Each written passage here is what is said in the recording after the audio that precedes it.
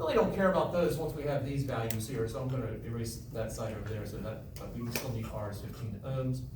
And we got what we need from those. All right.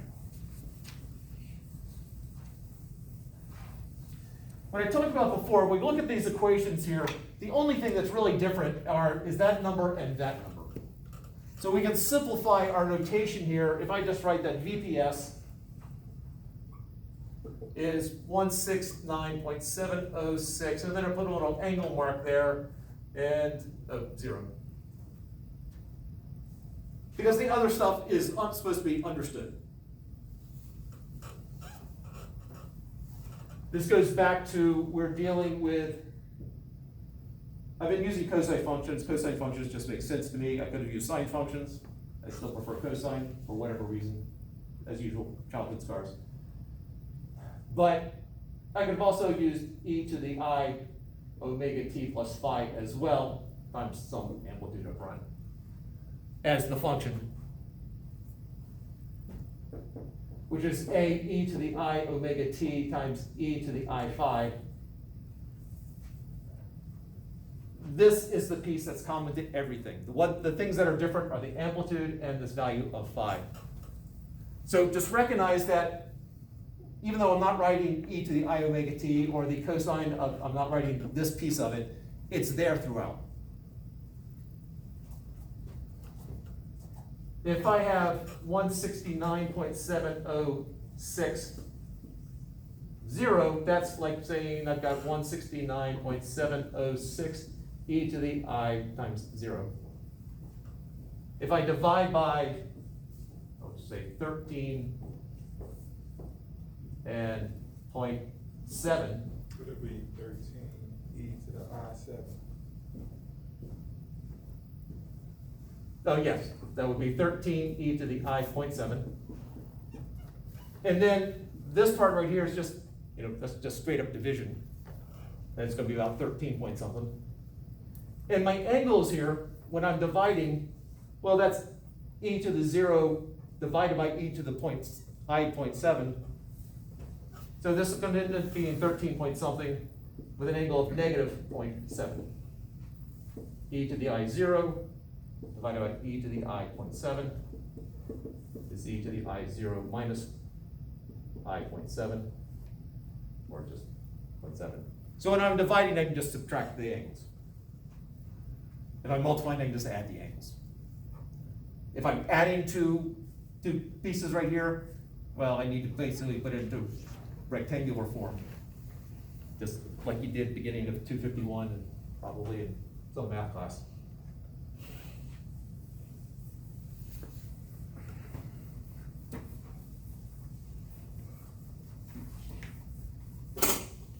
It's a lot harder than DC circuits.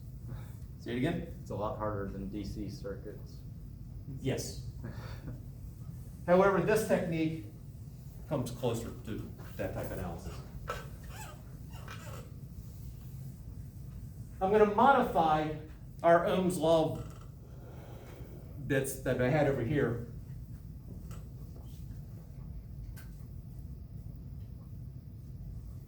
Sort of introduce. Now the sources I was looking at would label it as Z, so they had like Z sub L and Z sub C. I'm really not a fan of that because Z really should be for the impedance for the entire circuit. My own notation that I might change at some point, but I'm just using the double Z. This is basically what I'm doing is I'm coming up with a resistance analogy, not just the magnitude. But there's a direction involved that gets brought out into this.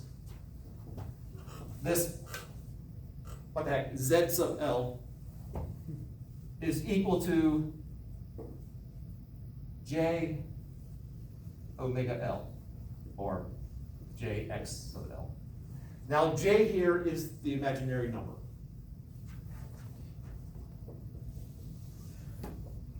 In math class, I assume you use I.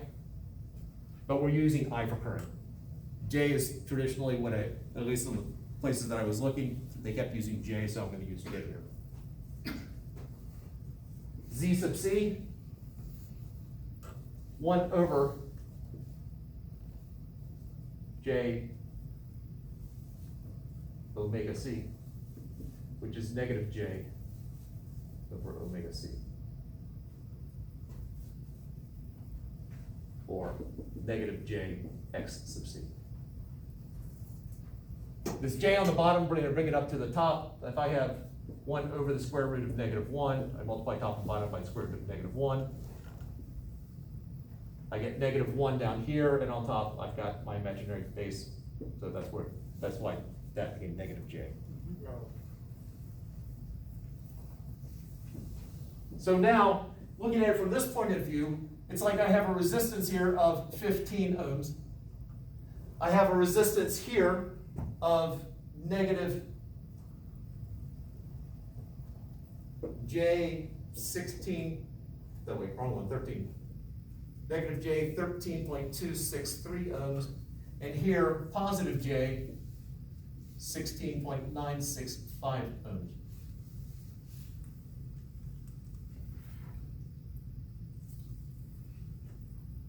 I can also write my Z sub L as 16.965 ohms at an angle of 90 degrees. Z sub C, 13.263 ohms, angle of negative 90 degrees. And then R is R. Some of them will have Z sub R is equal to R.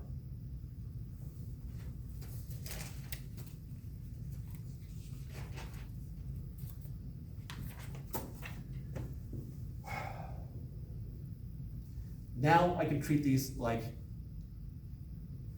we can find the current coming out of the power supply. If these were all resistors, what would you do?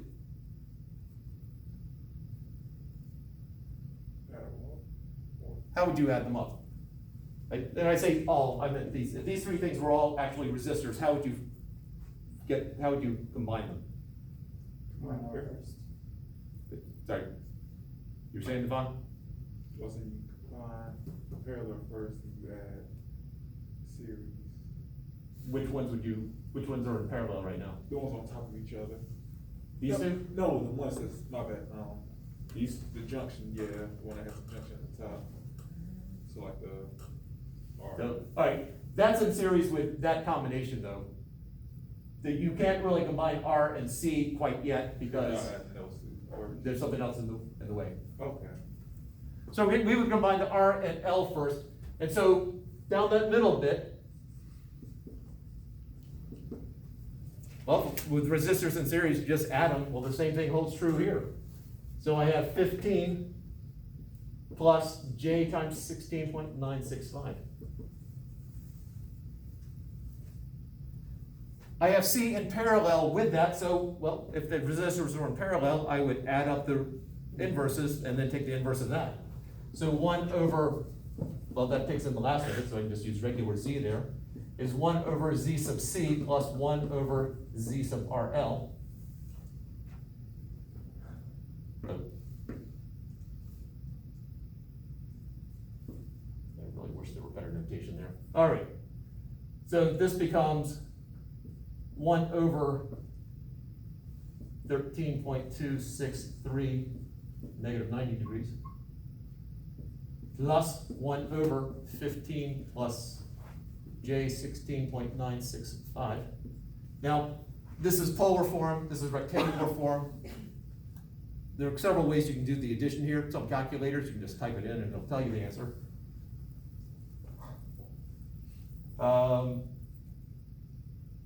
Let's just go all rectangular. So let me go back to the other form of this one, negative J.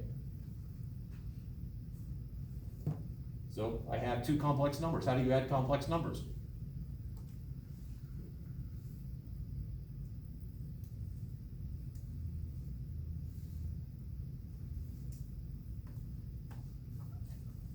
It's been a while, or are people just shy?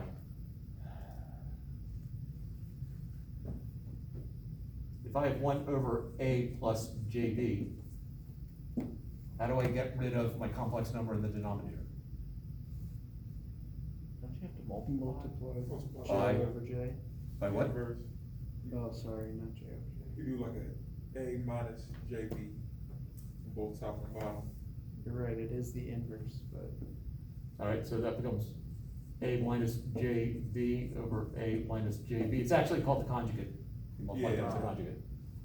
So on the bottom, we'd have A squared minus J squared B squared, and on top, we'd have A minus JB. J squared is -1, so the denominator becomes A squared plus B squared.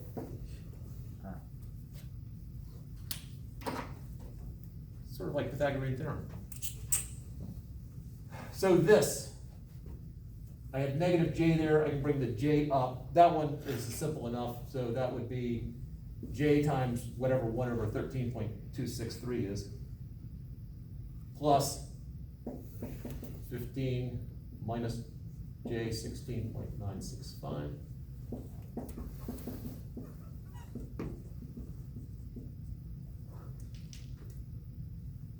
And so that becomes 15 minus J 16.965 divided by whatever 15 squared plus 16.965 squared is. And 1 over 13.263? 0.075. 0.075. 0.0754. So over here, you get whatever that number is. 512.811. So I have, ultimately, it'll be, you add like components, I got an imaginary piece there, an imaginary piece here, so this becomes 0.0754J minus 16.965 over 512.811J. Oh, it's not a unit vector, it's a J. And then my real part, plus 15 over 512.811, which is something.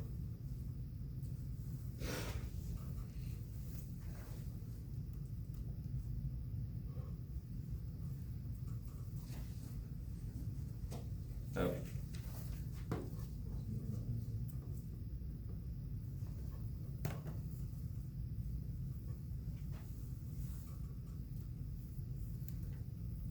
Anyone? You work?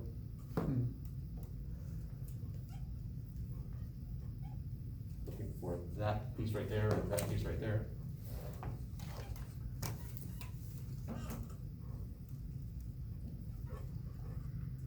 $21.701. Which one? The left over 512.811. So it'd be 1 over 21 point. Sorry, hold on one sec.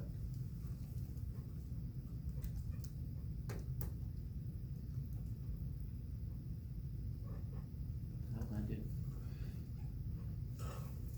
Well, the right side is 0.02925. 0.02925. 25. All right.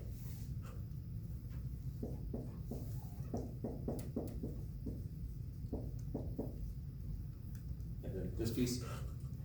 I got 0.04231. Yeah. Okay, I did.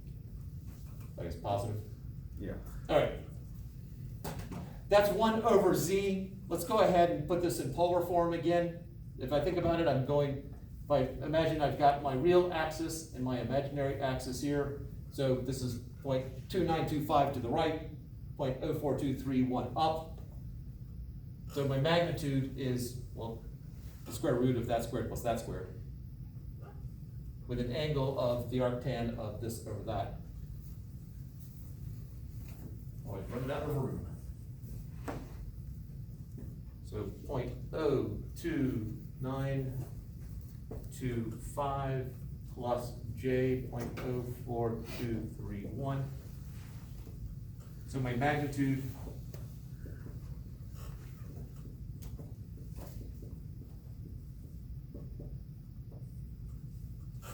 and my angle the arctan. 0.04231. It's in the first quadrant, they're both positive, so we don't have to worry about that issue we had before. And we don't have to take the inverse of that first? Well, I was gonna do it differently. Okay, But in polar form, it's easier to do the inverse that way. okay. So what is the magnitude and what is the angle?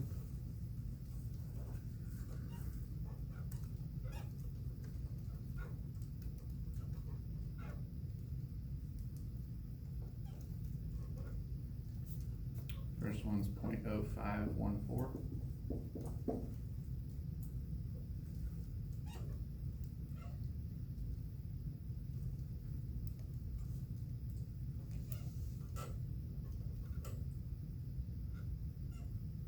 .04231, is that correct?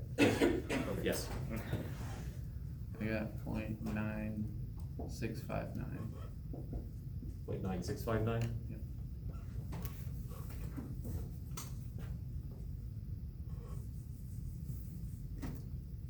And so 1 over z is 0.0514 with an angle of 0.9659. Taking the reciprocal, z would be 1 over this 0.0514. That's 1 at an angle of 0, and an angle of 0.9659. So we got that. I got the angle part. Negative 0.9659, because I just subtract. And 19 point something. 455.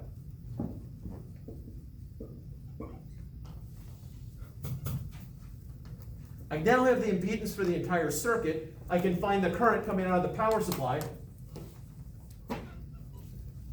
Current coming out of the power supply is going to be, well, the voltage coming of the power supply divided by my impedance.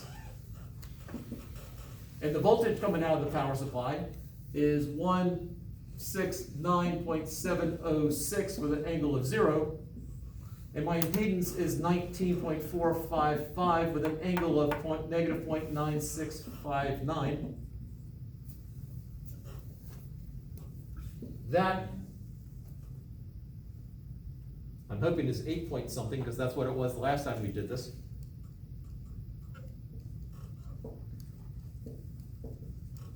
$8.723.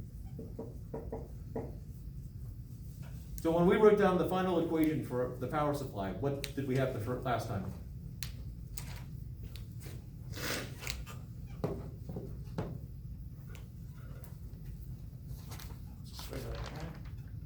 Yeah, for the current for the power supply.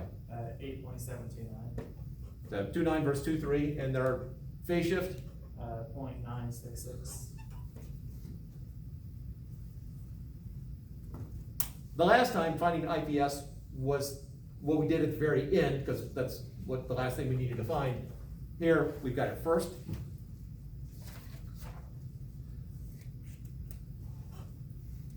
I know that, well, I know what splits now, and I know we are running low on time. Oh, there we go. To find the current flowing down this path right here, that's going to be the voltage across that divided by our Z sub C. Well, because I know that is the same as that up there, so this is 169.706, angle of 0, divided by X sub C, which is 13.263, with an angle of negative pi over 2. So just translating that negative J into downwards. And we should get the same thing we got last time from IC. I know that IRL, the current flowing down this path, well, current flowing in equals current flowing out, so I power supply in is equal to IRL plus IC. So IRL is I power supply, which we have over there, plus IC, which we will find, minus IC, which we'll find right there. And then voltages. Well, again, employing this. VL is equal to IRL, because it's the same current, times X, oops, times Z, ZL. And then VR equal to IRL times R. Obviously, run out of time. Hopefully, you've got enough flavor of this that you can at least make a judgment whether you prefer this one over the more geometric version of it. I think ultimately, this way is faster, but it all depends on what your preferences are, and of course, your childhood scars.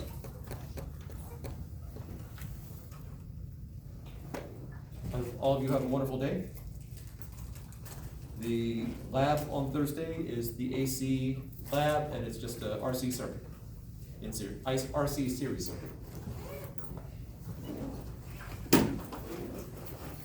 Are we gonna do 33, flash quiz this coming Tuesday? No.